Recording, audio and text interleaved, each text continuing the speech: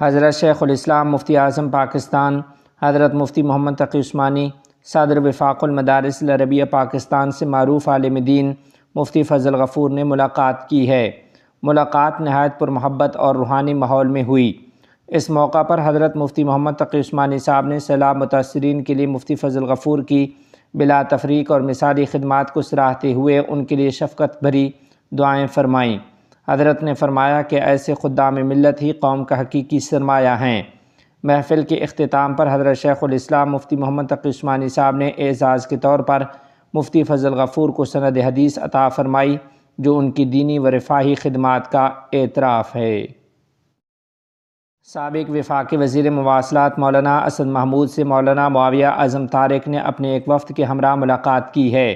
ملاقات میں ملک کی موجودہ سیاسی صورتحال، دینی و قومی امور اور ملکی استحکام سے متعلق مختلف پہلوؤں پر تفصیلی تبادلہ خیال کیا گیا۔ ذرائع کے مطابق دونوں رہنماؤں نے اس موقع پر ملک میں آئینی بالادستی، جمہوری تسلسل اور مذہبی ہم آہنگی کے فروغ پر زور دیا۔ ملاقات خوشگوار ماحول میں ہوئی اور باہمی رابطے مزید مضبوط بنانے پر اتفاق کیا ہے۔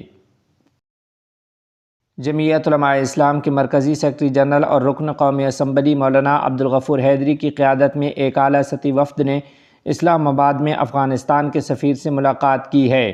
وفد میں جمعیت علماء پاکستان کے مرکزی جنرل سیکرٹری علامہ شاہ اویس نورانی، جمعیت اہل حدیث کے مرکزی رہنما علامہ ابو تراب نور احمد کاکڑ اور دیگر مذہبی و سیاسی شخصیات شامل تھیں۔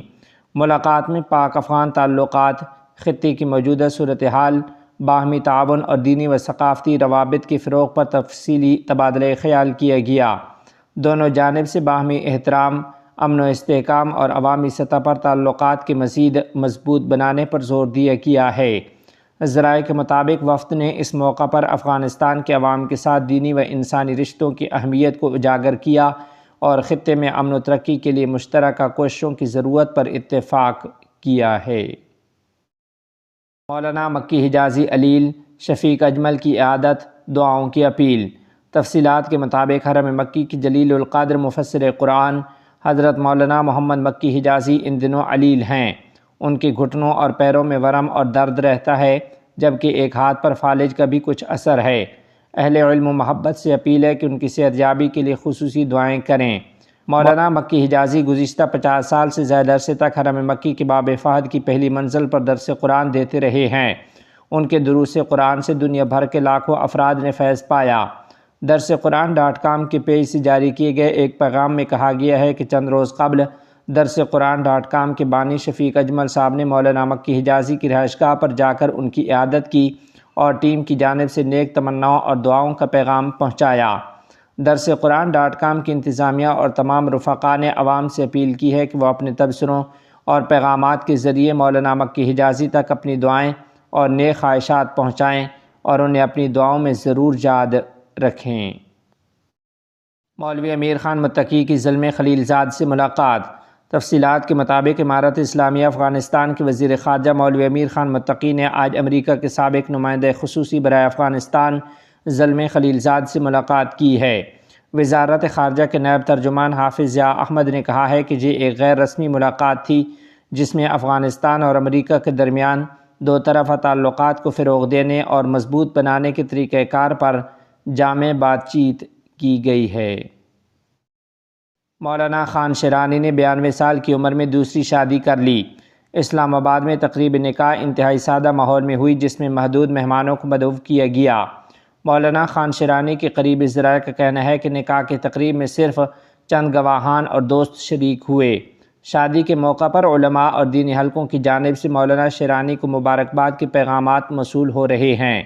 مولانا محمد خان شیرانی نے اپنی شادی کی تصدیق کرتے ہوئے کہا کہ یہ میرا دوسرا نکاح ہے، میری پہلی بیوی کا کچھ عرصہ قبل انتقال ہو گیا تھا۔ انہوں نے کہا کہ یہ نکاح شریعت کے مطابق ہوا ہے اور وہ اپنے اہل خانہ اور دوستوں کی دعاؤں کے طالب ہیں۔ یاد رہے کہ مولانا خان شیرانی کا شمار پاکستان کے ممتاز دینی علماء میں ہوتا ہے۔ وہ طویل عرصے تک جمعیت علماء اسلام فی سے وابستہ رہے اور بعد ازاں اپنی علیحدہ سیاسی راہ اختیار کی۔ وہ اسلامی نظریاتی کونسل کے چیئرمین کے طور پر بھی خدمات انجام دے چکے ہیں، جہاں انہوں نے مختلف مذہبی و سماجی امور پر اپنی رائے دی اور کئی اہم سفارشات مرتب کیں۔ ان کی دوسری شادی کی خبر سامنے آنے کے بعد سوشل میڈیا پر مختلف تبصرے کیے جا رہے ہیں۔